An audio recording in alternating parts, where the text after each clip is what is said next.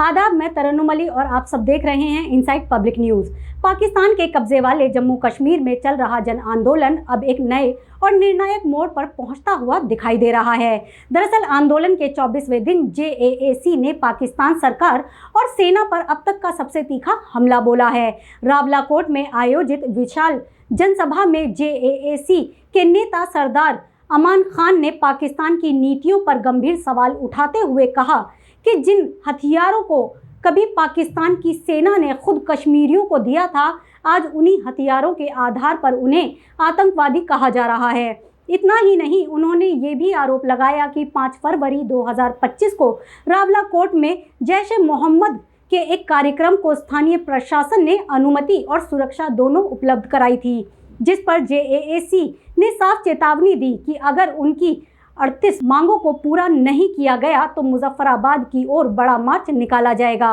और आंदोलन का लक्ष्य POJK से पाकिस्तान के पूर्ण निष्कासन की मांग बन जाएगा। बता दें कि ये आंदोलन अब सिर्फ स्थानीय मांगों तक सीमित नहीं रहा, बल्कि आंदोलन के 24वें दिन संयुक्त अवामी एक्शन कमेटी JAAC ने पाकिस्तान सरकार और सेना के खिलाफ बेहद आक्रामक रुख अपनाते हुए संघर्ष को नए चरण में ले जाने का संकेत भी दिए हैं। साथ ही रावलाकोट में आयोजित इस बड़े प्रदर्शन को संबोधित करते हुए प्रमुख नेता सरदार अमान खान ने पाकिस्तान की सुरक्षा और राजनीतिक व्यवस्थाओं पर गंभीर आरोप लगाए हैं। उन्होंने कहा कि जिन हथियारों के आधार पर आज कश्मीरियों को आतंकवादी बताया जा रहा है, वो हथियार कभी खुद पाकिस्तान की सेना ने ही लोगों को मुहैया कराए थे। कश्मीरियों के हाथ में बंदूक पाकिस्तान की फौज ने दी थी, कश्मीरियों के हाथ में बंदूक भी पाकिस्तान की फौज ने दी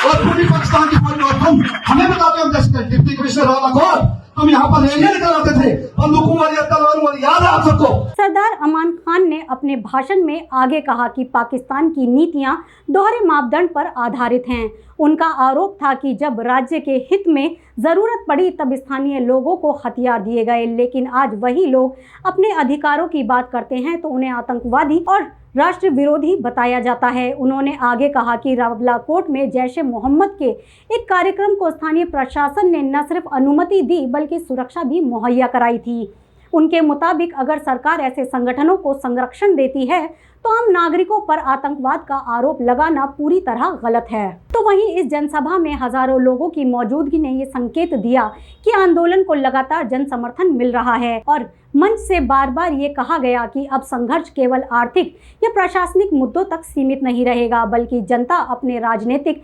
भविष्य को लेकर भी खुलकर आवाज उठाएगी। साथ ही इस मौके पर JAAC ने अपनी 38 सूत्रीय मांगों को दोहराते हुए कहा कि अगर सरकार इन मांगों पर जल्द सकारात्मक निर्णय नहीं लेती है तो आंदोलन और अधिक उग्र रूप लेगा। दूसरी ओर पाकिस्तान सरकार के सामने ये चुनौती है कि वो इस बढ़ते आक्रोश को कैसे संभालती है और अगर आंदोलन और व्यापक हुआ और मुजफ्फराबाद मार्च आयोजित किया गया तो सुरक्षा व्यवस्था और कानून व्यवस्था बनाए रखना प्रशासन के लिए बड़ी चुनौती साबित हो सकता है। और अब सभी की नजरें इस बात पर टिकी हैं कि क्या पाकिस्तान सरकार JAAC की 38 मांगों पर कोई ठोस कदम उठाती है या फिर आंदोलन मुजफ्फराबाद मार्च के साथ और ज्यादा उग्र रूप लेता है। फिलहाल इतना तय है कि POJK में जारी ये आंदोलन अब सिर्फ स्थानीय विरोध प्रदर्शन नहीं रहा, बल्कि ये पाकिस्तान की नीतियों और वहां के प्रशासनिक ढांचे को खुली चुनौती देने वाले अभियान का रूप लेता हुआ दिखाई दे रहा है।